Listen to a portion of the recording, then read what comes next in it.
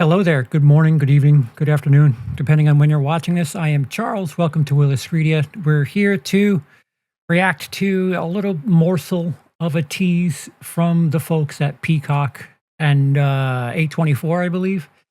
I forget which side of the Friday the 13th argument is in control of this, if not both. If it's Jason Universe or Friday the 13th proper. But we have 40 seconds worth of a tease. We'll react to it first, and then I'll give you my thoughts on the flip side.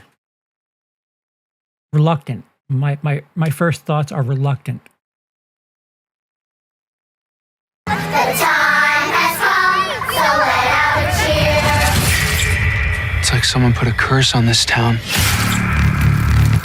It all started when that kid drowned last summer. Jason! There's something in these woods, and all it knows how to do is kill.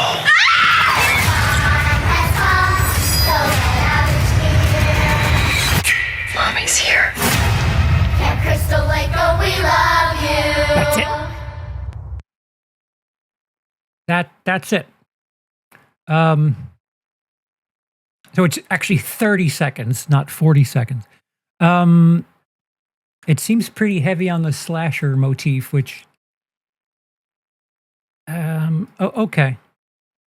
I've always wanted to have some sort of exploration of Pamela, and you know, if this is taking place just after Jason's death, yeah, that's Linda Cardellini in the water. So they're going to show Jason drown, it seems. Well, I guess they would have to start the show off. Maybe episode 1, episode 2. Okay. Not an incredible amount of things to look at. If anything, they kind of leaned heavily on from the world of Friday the 13th. Here's a bunch of people running, attractive people running, blood, and screaming in 30 seconds. Again, I maintain my reluctance, although October 15th, now you're competing for my television entertainment and my television focus with Dexter Resurrection and Crystal Lake competing with one another. Considering what we've seen from the Voorhees universe since, what, part 6? No, in the 21st century, I mean, the best thing that something with a Voorhees has been the 2009, the remake. That's probably the best thing to come out in the 21st century. If you're 20 years old, Friday the 13th is just what, myth, garbage. If you're 20 years old, you've grown up with all these elevated horror things that, you know, have dictated what your perception of horror is, and slashers to Gen Z and younger, slashers are a bit tired, unless they're acknowledging the fact that they're a little tired, which Terrifier kind of does, but is so over the top. I still have yet to finish Bates Motel. I would like for them to have some sort of Bates Motel to Psycho type television series here. I'm not expecting it to be, I don't know, The Sopranos or anything, but just watched Linda Cardellini in DTF St. Louis. Big fan of the actress. I really hope they don't lean into just the slasher stuff, just, you know, kill, gore, nudity. You know, there's 12 movies and a hard cider ad to watch if you would like that. I don't know. There's not much to go on here. I think if anything, they're playing to a slasher audience. Like if this, let's just say this season is 10 episodes. We'll call it 6. We'll call it the British series to be safe. 6 episodes we'll go short and call it half an hour. That's still 180 minutes of a franchise that is notoriously thin on the bone.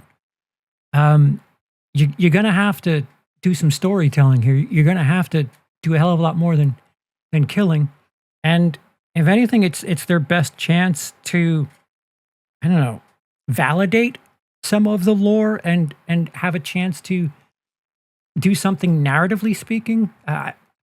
I've always said that if I were to do something, with a crew and cast, it would be a Pamela prequel, and I would add some sort of mystery to it, some sort of ambiguity. Did Jason really die? And that's only because in Friday 2, he's grown up, so he never died. He's a grown up. Add some ambiguity. Maybe Pamela's just a little loose in the head, but without sitting down and writing anything. That's only a thought. It's not something that has gone through to execution. I just hope that it's not just mom runs around killing everyone because her son drowned, and they literally show you the kid drowning. I don't know, if I had my way as far as the narrative is concerned, you have Jason alive for half the series, and you have that relationship be special, and then you retroactively give us a reason to also want the kids of or the teenagers of Crystal Lake dead, because that was such a special relationship. And how dare you took that poor boy from that mother. But considering the franchise and choices they've made in the past, I don't have that much faith. I'll be there. Don't get me wrong. I'll be there for a number of reasons. I just hope they really take this time, these extra potentially 6 episodes, this potentially double the runtime, and tell a story in there, and not just focus on blood, guts, and nudity, because it did say MATV. The rating was mature audiences, so right on. 13-year-old me is all right on. Might get nudity and violence and gore and language. But at this point of my life, sorry guys, I would like to see them explore Pamela's character and really fill that out. Drive her motive. Again, do Bates Motel. If you watch Psycho and you watch Bates Motel, you're like, how are these in the same universe? But I'll be there. I'm optimistic, cautiously, but still reluctant. That's it for me.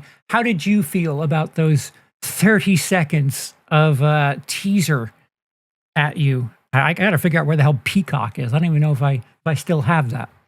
Are you excited? Are you not? Are you guarded? Are you not even bothering? Does the stupid apple cider ad have something to do with it? Let me know. Open a discourse. I've been Charles. You haven't.